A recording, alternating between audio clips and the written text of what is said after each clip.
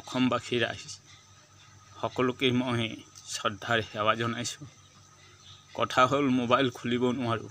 Mobile খুলিলে অকল হিন্দুৰ ওপৰত অত্যাচাৰ এইটোৱে শুনি আছোঁ। আৰু কিমান যে হিন্দু মৰি আছে আৰু কিমান যে মা ভনীক ধৰ্ষণ কৰি আছে আৰু কৰিও হাৰ শাস্তিৰে তেওঁলোকক মাৰি আছে।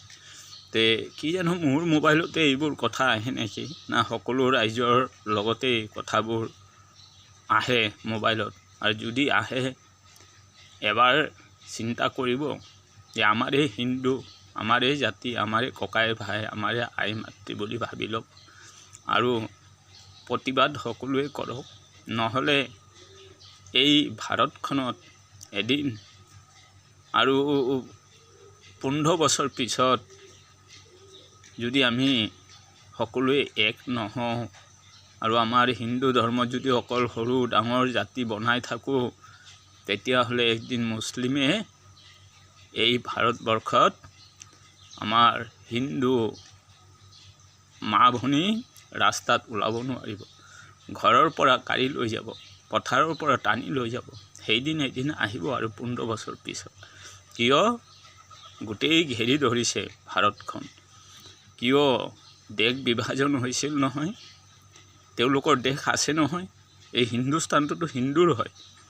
এইটো নেহেৰু আৰু মহাত্মা গান্ধীৰ কাৰণে আজি এইটো হৈছে। এইটো ভুল। এইটো দেশ হিন্দুৰ হয়। তেতিয়া হিন্দু সজাগতা হওক, হিন্দু এক হওক, যাতে নিজৰ ধৰ্ম নিজৰ দেশখন ৰক্ষা কৰে, সেই কামনা কৰোঁ মই। মোৰ সকলো ভক্ত গোবিন্দ, সকলো মোৰ গুৰুজনাসকল, সকলো মোৰ আই মাতৃসকল, সকলো মোৰ ভাই ভনীসকল, আপোনালোকে এই ভাৰতখন ৰক্ষা কৰক।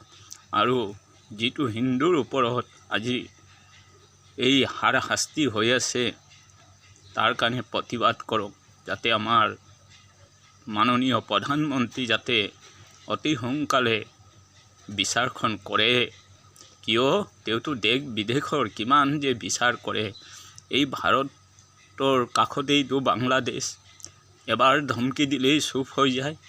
এইবোৰ অস্ত্ৰ অকল দেখাই লাভ নাই যে অমুক অমুক অমুক তমুক আমাৰ ভাৰতত বহুত শক্তিশালী হৈ গ'ল।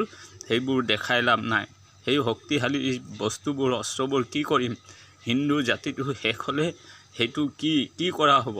এইকাৰণে প্ৰতিবাদ কৰক, যাতে আমাৰ প্ৰধানমন্ত্ৰীয়ে যাতে অতি সোনকালে ভাৰতৰ প্ৰতিশোধ লয়। এইখিনি কৈ ৰাখোঁ। যদি ভুল হয় ক্ষমা কৰিব। নিজৰ সন্তান ভাবি ওম শিৱায় নমঃ, ওম শিৱায় নমঃ, ওম শিৱায় নমঃ, ওম শান্তি, ওম শান্তি, ওম শান্তি।